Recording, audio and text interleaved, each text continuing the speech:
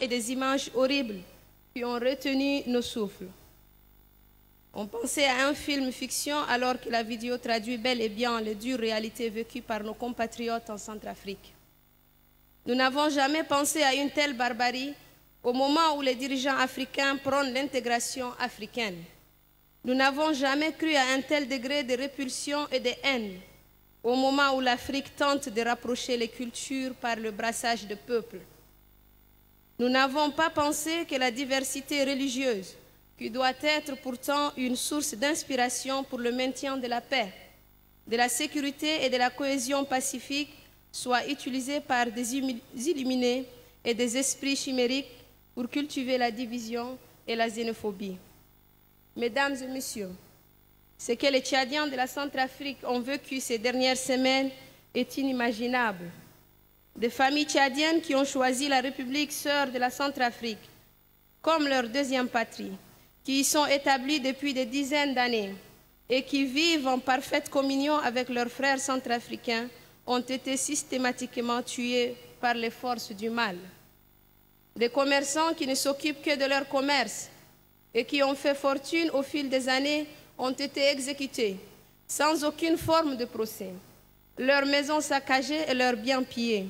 Des femmes, des enfants et même des vieillards n'ont pas échappé à cette opération des anti-Balaka exclusivement menée contre les Tchadiens. Je vous demande d'observer 1 minute de silence en mémoire de nos compatriotes disparus en Centrafrique.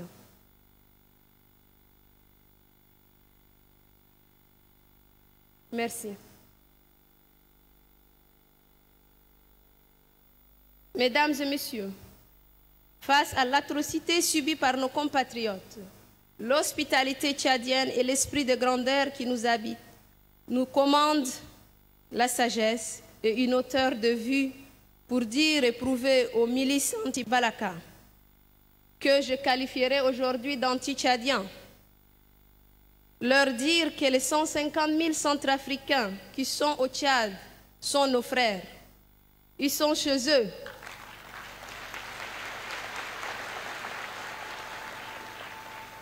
Ils sont chez eux et ne doivent en aucun cas être inquiétés. Au contraire, ils doivent continuer à considérer le Tchad comme leur patrie.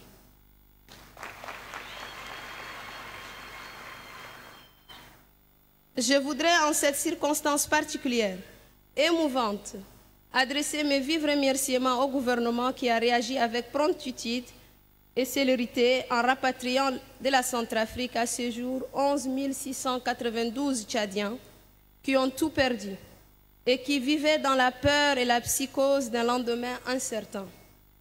Mesdames et messieurs, aussi voudrais-je dire à mes frères et sœurs rapatriés de la Centrafrique qui sont chez eux et continuent de bénéficier de toutes les attentions du gouvernement.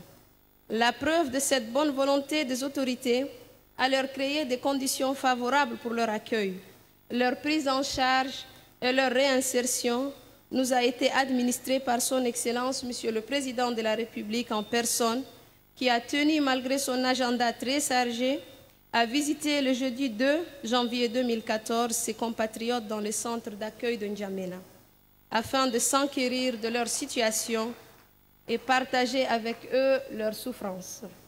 Ce geste fort de solidarité nationale doit nous amener à emboîter le pas aux plus hautes instances de la République. C'est pourquoi, mesdames et messieurs, je salue l'initiative des opérateurs économiques et l'ensemble des groupements socio-professionnels qui ont organisé cette opération don du cœur en faveur de nos compatriotes rapatriés de la Centrafrique. Et c'est là justement que la mobilisation et le geste du cœur de chacun trouvent tout leur sens. Aussi, tout en saluant la précieuse participation de tous, je tiens à remercier vivement ceux qui ont créé ce maillon de la chaîne de solidarité agissante pour soulager nos compatriotes humiliés, spoliés, meurtris et rapatriés. Comme l'a fait le gouvernement, sans discrimination, nous devons tous nous mobiliser pour porter assistance à nos frères et sœurs rentrés dépossédés de leurs biens et démunis. Qu'on leur donne de l'espoir en allant vers eux. Ils ont besoin de notre chaleur, de notre affection, de notre estime et de notre considération. Dans cette mobilisation nationale en faveur de nos frères et sœurs rapatriés de la Centrafrique, c'est le geste qui compte. Chacun, selon ses moyens, chacun, selon sa capacité, doit participer à ce devoir de solidarité nationale. N'attendons pas, n'hésitons pas, tous ensemble conjuguons nos efforts pour redonner le sourire à nos frères et sœurs. Vive la solidarité nationale. Je vous remercie.